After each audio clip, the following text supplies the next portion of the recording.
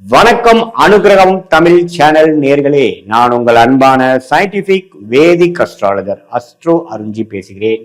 நல்லது நினைப்போம், நல்லதே நடக்கும். இப்ப பாத்தீங்கன்னா வரக்கூடிய 2026 ஆங்கில புத்தாண்டு எத்தகைய ஒரு புத்தாண்டாக ஆண்டு பலன்கள் இருக்க போகிறதுங்கிறது, மேஷ ராசிக்கு எப்படி இருக்க போகுதுங்கிறது இந்த வீடியோல பார்க்க போறோம்.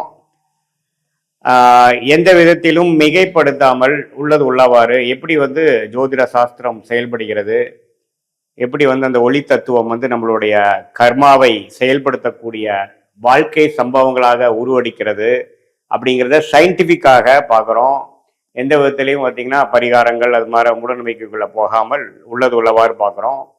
அதற்கு முன்னாடி நீங்கள் இந்த பொது பலன் எப்படின்னு நீங்கள் தெரிஞ்சுக்கணும்னா ஒரு 100க்கு ஒரு 50% பொருந்தி தான் வரும். ஏன்னா நம்ம ஆண்டு பலனை எப்படி சொல்றோம்னா, ஆண்டுக்கு ஒரு முறை அல்லது 2 ஆண்டுக்கு ஒரு முறை சஞ்சரிக்கக்கூடிய பயிற்சி பெறக்கூடிய ஆண்டு கிரகம் என்று சொல்லப்படுகிற குரு சனி ராகு கேதுவை பொறுத்து ஒரு ராசிக்கும் எது மாதிரி இடத்துல இருக்கிறாங்க பொறுத்து தான் எது மாதிரி கர்மா செயல்படும் அப்படிங்கிறத நம்ம எடுத்துக்கிறோம். இது ஒரு பொதுவான பலன் தான். 100க்கு ஒரு 40-50% தான் பொருந்தி வரும். உங்களுடைய ஜென்ம ஜாதகத்துல தசாபுக்திகள் எப்படி போய் கொண்டிருக்கிறது, உங்கள் ஜென்ம ஜாதகம் எப்படி இருக்கு, நீங்க என்ன லக்னத்துல பிறந்தீங்க, என்ன கிரகங்களோட அமைப்புகள் என்னங்கிறத வச்சு தான் துல்லியமாக சொல்ல முடியும். பட் இது ஒரு ஓவரால் டெம்ப்ளேட்டா நீங்க எடுத்து இதுல இன்னும் கொஞ்சம் டீட்டெயிலா உங்களுக்கு வேணும் அப்படின்னா நீங்க தனி மனித ஜோதிடம் தான் நீங்க கன்சல்டிங் பண்ணணும்.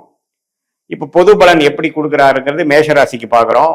இப்ப பாருங்க, குரு முதல் 5 மாதங்கள் மேஷராசிக்கு 3ஆம் இடத்திலே இருந்து ஜூன் முதல் வாரம் 2026 தான் பார்த்தீங்கன்னா 4ஆம் இடத்துக்கு உச்சம் பெறுகிறார். ஸோ நம்ம ஆண்டை 2 விதமா பிரிச்சுக்கலாம். ஃபர்ஸ்ட் 5 months, செகண்ட் 7 months அப்படி நம்ம பிரிச்சுக்கலாம். ஸோ சனி முழுக்க 2026 முழுக்க மீனத்திலே இருந்து விரயசனியாக கொடுக்கிறார். ராகு 11ஆம் இடத்திலும் கேது 5ஆம் இடத்திலும் இருக்கிறார். டிசம்பர் மாதம் இறுதியில தான் முதல் வாரம் ஆண்டின் இறுதியில தான் மாறுறார். ஸோ ஆல்மோஸ்ட் பார்த்தீங்கன்னா 90% 95% ராகுவும் பயிற்சிகள் பலன்கள் இல்லை. ஒரே இடத்துல இருக்கக்கூடிய கும்பத்துல ராகுவும் சிம்மத்துல கேதுவும் இருக்காங்க. ஸோ இந்த மாதிரி ஒரு அமைப்பு மேஷராசிக்கு எப்படி ஒரு அமைப்பு கொடுக்குறாரு அப்படின்னா, ஃபர்ஸ்ட் 5 months பாருங்க, இந்த திருமண தடைகள் அது மாதிரிலாம் இருக்கக்கூடியவங்களுக்குலாம் டக்குன்னு ஏதோ ஒன்று அமையிறது, மங்களமான விஷயங்கள் அமையக்கூடிய அமைப்புகள், இந்த வயது திருமண வயதை எதிர்பார்த்து கொண்டிருக்கக்கூடியவர்கள், காதல் திருமணம் செய்யலாம்னு நினைக்கிறவங்க, ஒரு 2 வருஷமாவே காதல் போய் கொண்டிருக்கிறது, பெற்றோர்களின் சம்மதம், ஒரு பக்கம் நமக்கு சரின்னா அவங்க சரியில்லைங்கிறாங்க, இல்லை பொண்ணு சைடில் ஓகேனா பையன் சைடில் பிரச்சனை பண்றாங்கிற மாதிரி ஓடிக்கொண்டிருக்கக்கூடிய உறவுகள்லாம் பார்த்தீங்கன்னா இந்த குருவின் பார்வை 7ஆம் இடத்துல விழும் பொழுது அந்த அமைப்புகள் முதல் ஃபர்ஸ்ட் ஆஃப் மே மாசத்துக்குள்ள அமைச்சுக்கிறது நல்லது, அமையக்கூடிய வாய்ப்புகள் அதிகம். அது மாதிரி விஷயங்களுக்கு ரொம்ப சாதகமாக முதல் ஃபர்ஸ்ட் ஆஃப் இருக்குங்க. அதே மாதிரி விரயசனி போயிட்டு இருக்கு.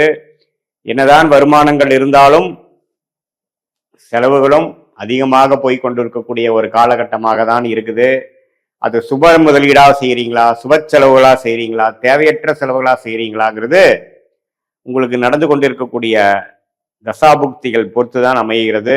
பட் எப்படி இருந்தாலும் கையில பணம் இருக்க போறது இல்லை, ஏதோ ஒரு செலவுகளும் ஒரு முதலீடுகளும் போய்கொண்டிருக்கும். அதுதான் விரயசனியோட வேலை. நம்மளை ஒரு பெரிய லெவலில் இன்வெஸ்ட் பண்ண பிளான் பண்ணுவார். ஒரு இருக்கிற பணமெல்லாம் சேர்த்தி கொஞ்சம் கடன் வாங்கி எதுலையோ ஒன்று இன்வெஸ்ட் பண்ணலாமா அப்படிங்கிற மாதிரி அமைப்பெல்லாம் கொடுக்கக்கூடிய ஒரு ஆண்டாதான் மேஷராசிக்காரர்களுக்கு வருகிறது. அதே மாதிரி ராகு 11ஆம் இடத்துல இருக்கிறது கொஞ்சம் நல்ல லாபத்தை கொடுக்கும். வெளிநாட்டில் இருக்கிறவங்களுக்கு, வெளிநாடு சம்பந்தப்பட்ட தொழில் பண்றவங்களுக்கு, இம்போர்ட் எக்ஸ்போர்ட் பண்றவங்களுக்கு, அந்நிய மொழி பேசக்கூடியவர்களோட தொடர்புல இருக்கிறவங்களுக்கு, அந்நிய ப்ராடக்ட்ஸ் பண்றவங்களுக்கு, இது எல்லாத்துக்குமே பார்த்தீங்கன்னா ஓரளவுக்கு லாபத்தை கொடுக்கக்கூடிய அமைப்பு குருவின் பார்வை ராகு பெற்று ராகு 11ஆம் இடத்துல இருக்கிறது கொடுக்கத்தான் செய்கிறது. ஸோ எல்லாம் ஓவராலா பார்க்கும் பொழுது மேஷராசிக்கு அற்புதமான பலன்கள். இதுல செகண்ட் ஆஃப் பாருங்க, ஒரு பயங்கரமான ஒரு ப்ரெசன்ட் சர்ப்ரைஸா வரக்கூடிய அமைப்புகள் உண்டு. ஏன்னா குரு 4ஆம் இடத்துக்கு உச்சம் பெறுகிறார் 12 வருடம் கழித்து. ஸோ 12 வருடங்கள் கழித்து குரு 4ஆம் இடத்துக்கு 10ஆம் இடங்கிற தொழில் ஸ்தானத்தை பார்த்து விரயசனியை செய்து கொண்டிருக்க, விரயசனியாக சஞ்சரித்து கொண்டிருக்கக்கூடிய சனி பகவானை பார்த்து தன்மைப்படுத்தி அவருடைய கோர விரேசனியை தன்மைப்படுத்தி அது ஒரு நல்ல ஒரு அமைப்பாக நல்ல ஒரு விஷயத்துக்காக விரயங்களை செய்வதற்கும் ஒரு முதலீடு செய்வதற்கும் வழிவகுக்கக்கூடிய ஒரு அமைப்பாக குரு பெயர்ச்சி வந்து ஜூன் மாதம் ஆகுது. ஸோ ஒரு ஆண்டின் 2வது பகுதி அருமையாக இருக்கு. தொழில் மேன்மை வரும், வேலையில நல்ல இம்ப்ரூவ்மெண்ட்டு, ஸ்டேட்டஸ் இம்ப்ரூவ்மெண்ட், தொழிலில் நம்ம ஆர்வம், படிப்படியாக டக்குன்னு எல்லாமே அமைஞ்சிருச்சுன்னு சொல்லுவோம் பார்த்தீங்களா. சும்மா ஒன்று சின்னதாக ஒன்று ஸ்டார்ட் பண்ணேன், அது இப்போ அப்படியே கொஞ்சம் தள்ளிட்டு போயிடுச்சு, நல்லாவே எக்ஸ்பேண்ட் ஆகிட்டேன், நல்லாவே முன்னேறிட்டேன், எப்படி நடந்துன்னே தெரியலைங்கிற மாதிரி ஒரு நல்ல அமைப்பை கொடுக்கக்கூடிய உச்சகுருவின் சஞ்சாரம் 4ஆம் இடத்திலிருந்து அருமையான பாவமாகிய 8, 10, 12 பார்க்கறதுனால பணம் முதலீடு கிடைக்கும், கடன் வாங்கி தொழில் பண்ணக்கூடிய அமைப்புகளும் உண்டு, அபிவிருத்தி பண்ணக்கூடிய அமைப்புகள் உண்டு, வேலையில் இருக்கிறவங்க ப்ரொமோஷன் ஆகக்கூடியவங்க இருக்காங்க. அதே சமயத்தில் படித்து கொண்டு கடந்த 1.5 வருஷம் 2 வருஷமாக காம்படிட்டிவ் எக்ஸாமுக்கு கவர்மெண்ட் எக்ஸாம்ஸ்க்குலாம் ப்ரிப்பேர் பண்ணிட்டு இருக்கக்கூடியவங்களாம் இந்த குரூப் 1 குரூப் 2 யூபிஎஸ்சி எக்ஸாம்ஸ் அது மாதிரி எக்ஸாம்ஸ்லாம் ப்ரிப்பேர் பண்ணிட்டு இருக்கிறவங்களுக்கு நல்ல ஒரு எக்ஸாமில் கிளியர் பண்ணி பதவி ஃபஸ்ட் டைம் நான் உள்ளே போயிட்டேன், அந்த ஜாப் போஸ்டிங் வாங்கிட்டேன் அப்படிங்கிற மாதிரி அமைப்புகள்லாம் கொடுக்கக்கூடிய அமைப்புகள் உண்டு.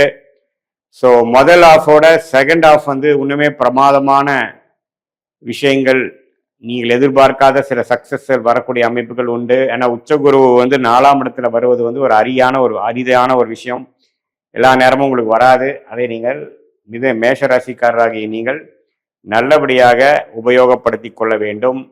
அதே சமயத்தை வீடு வாங்கணும், இடம் வாங்கணும், அந்த வாகனங்கள் பழைய வாகனத்தை கொடுத்து புது வாகனம் வாங்கணும்னு நினைக்கிறவங்களுக்குலாம் அருமையாக அமையும்.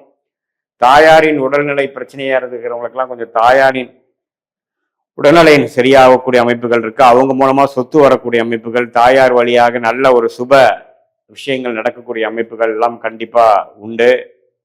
ஸோ உங்களுடைய ஸ்டேட்டஸ் அதிகமாகக்கூடிய அமைப்பு, உங்களுடைய வசதி வாய்ப்புகள் சொத்துக்கள் பெருகக்கூடிய அமைப்பு.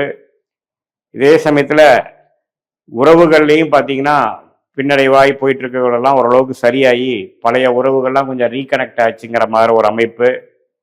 ஏன்னா பணம் வந்துட்டாவே உங்களுக்கு பார்த்தீங்கன்னா ஓரளவுக்கு எல்லாமே கொஞ்சம் சரியாகுங்கிறது தான் நிதர்சன உண்மை. ஸோ எப்போ நீங்கள் வந்து வேலை தொழில் நிதி நிலைமையில் ஓரளவுக்கு வந்துட்டீங்க, நல்ல ஒரு பெரிய ஒரு இன்வெஸ்ட்மெண்ட் பண்ணுற அளவுக்கு நீங்கள் இப்போ கையில் காசு சேர்ந்துருச்சு, உங்களுக்கு லோன் கொடுக்குறதுக்கு பேங்க் எல்லாம் ரெடியாக இருக்காங்க அப்படிங்கிற அளவுக்கு நீங்கள் வர்றதுனால உங்களுடைய அந்தஸ்து அதிகமாகும். அது மூலமாக பார்த்தீங்கன்னா பழைய ஃப்ரெண்ட்ஷிப் பழைய உறவுகளை நீங்கள் கனெக்ட் பண்ணிக்கலாம். இது மாதிரி எல்லா நல்ல அமைப்புகள் உண்டு. வாழ்க்கையில் ஜெயிக்கக்கூடிய ஒரு அற்புதமான ஒரு ஆண்டாக, ஒரு கேம் சேஞ்சராக 2026 வருதுங்க. இது ஒரு பொதுவான பலனே தவிர உங்களுடைய ஜென்ம ஜாதகத்தில் எப்படி வந்து தசாபுக்திகள் போய் கொண்டிருக்கிறது, அது வந்து நல்ல தசைகளா சுமாரான தசைகளா, உங்கள் லக்னம் என்ன லக்னத்தில் பிறந்தீங்களா பொறுத்து இன்னுமே துல்லியமான பலன்கள், ஷார்ட் டேர்ம் எப்படி இருக்க போகுது, லாங் டேர்ம் எப்படி இருக்க போகுது, எது மாதிரி திசையில் உங்களுடைய வாழ்க்கை வந்து திரும்ப போகிறது, எது பிராப்தத்தில் இருக்கு எது பிராப்தத்தில் இல்லை அப்படிங்கிறதெல்லாம் நம்ம தெரிஞ்சு கொள்ளலாம். உங்களுடைய ஜென்ம ஜாதகத்தை பார்த்து துல்லியமான சயின்டிஃபிக் வேதிக் அஸ்ட்ராலஜி மூலம் தெரிந்து கொள்ளலாம். இது பொதுவான பலன்கிறதையும் நீங்கள் தெரிந்து கொள்ள வேண்டும். மீண்டும் மற்றொரு காணொலியில் சந்திப்போம். நன்றி, வணக்கம்.